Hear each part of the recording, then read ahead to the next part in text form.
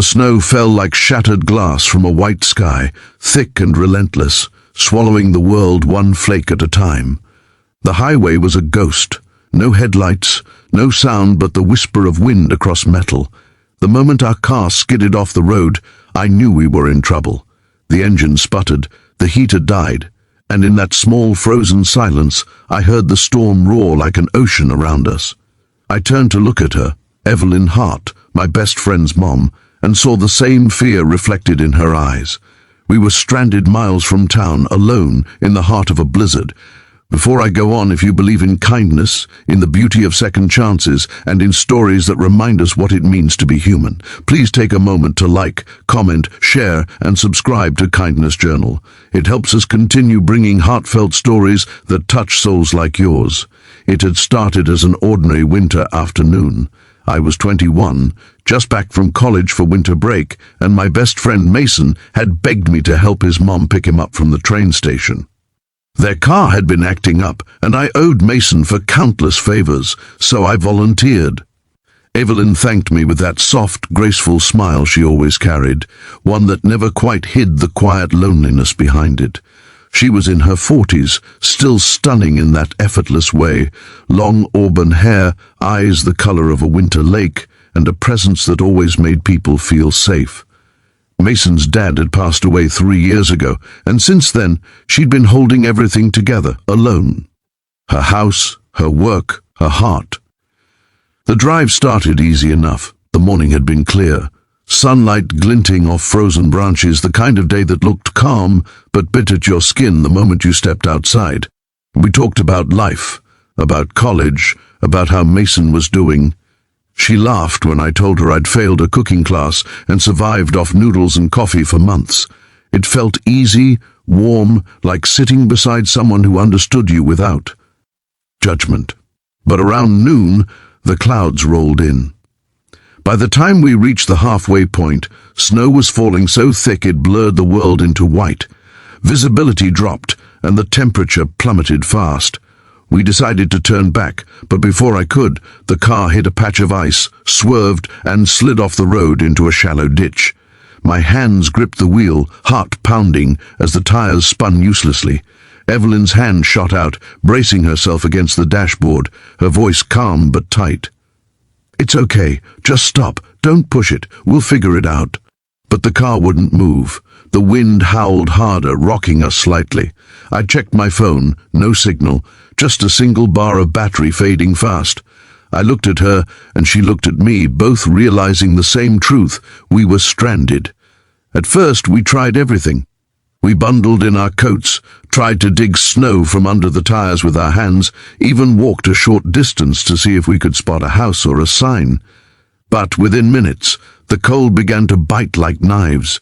The wind slapped our faces, and I could feel my fingers going numb. We rushed back to the car, breathless and shaking. The engine refused to start again. The inside temperature dropped rapidly, our breath fogging the air. We were trapped, surrounded by endless snow, miles from anyone. Evelyn stayed calm. "We'll have to conserve our body heat," she said, rubbing her hands together. "That means we'll have to keep each other warm." She hesitated, not out of awkwardness, but with a quiet respect that only deepened my admiration for her. I nodded, heart racing, though not from embarrassment, more from fear and the strange closeness of the moment. We sat side by side, huddled under the thick blanket from the trunk, her hand gripping mine to keep the blood flowing. The storm outside screamed, but inside, the world narrowed to the rhythm of our breaths and the faint beat of her heart against my shoulder. Hours passed. The light outside faded into grey. The snow had buried half the car by then, and every sound felt muffled, as if the world itself was holding its breath. Evelyn tried to keep me talking, stories from my childhood, the classes I liked, the people I admired. She told me about Mason as a little boy, how he once filled her bathtub with snow to bring winter inside. Her laughter, soft and distant, filled the darkness like a candle, but I could see her exhaustion growing. Her lips trembled from the cold, her voice softer each time she spoke. I did everything I could. I wrapped my coat around her, pressed my hands against hers, trying to share warmth. "You should rest," I whispered. She smiled faintly. "If I sleep, you wake me in 15 minutes, deal?" I nodded, though fear twisted in my gut. I didn't want her to fall asleep, not in this cold, not when I knew what could happen. So I talked. I told her things I'd never said out loud, about how lonely college could be, about how I missed having someone who cared. And maybe I said too much. Maybe I said what my heart had been too shy to admit, that I admired her strength, her kindness, how she never let pain turn her bitter. I didn't expect her to say anything back, but she squeezed my hand gently, her voice barely a whisper. "You remind me of him. Of your father?" I asked. She shook her head slowly. "No, of the way I used to believe in people." The wind outside began to slow sometime around midnight. The storm was breaking, but the temperature had dropped even lower.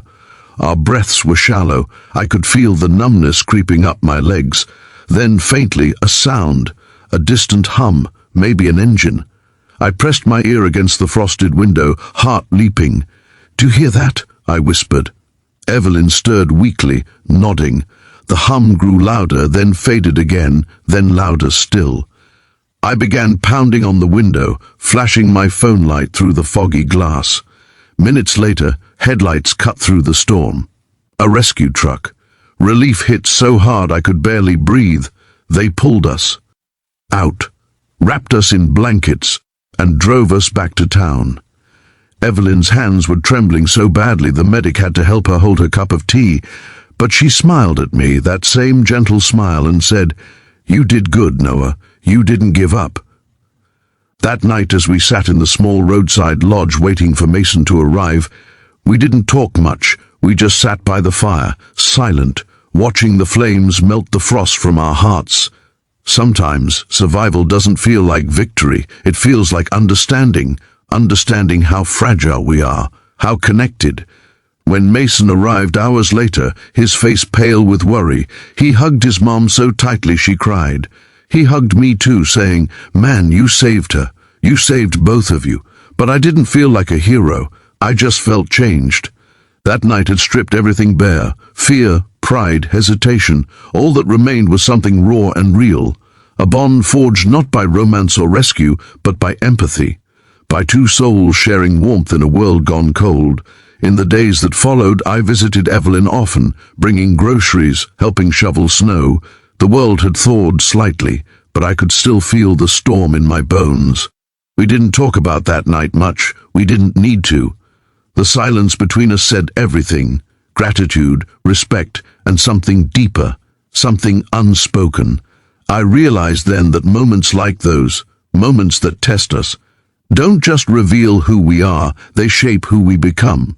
And sometimes the people who enter our lives through friendship end up teaching us the purest kind of love. Not desire, not obligation, but compassion. Weeks later, as spring began to break through winter's grip, Evelyn invited me for coffee. She looked healthier, her smile brighter. We sat by her kitchen window, sunlight pouring in. She said quietly, "I've been thinking about that night, about how easy it is to lose hope, and how sometimes it's a stranger or someone we think we know who gives it back." I didn't know what to say, so I just nodded, feeling something warm rise in my chest. She reached across the table, placing her hand over mine. "Thank you, Noah, for not letting me give up." I smiled.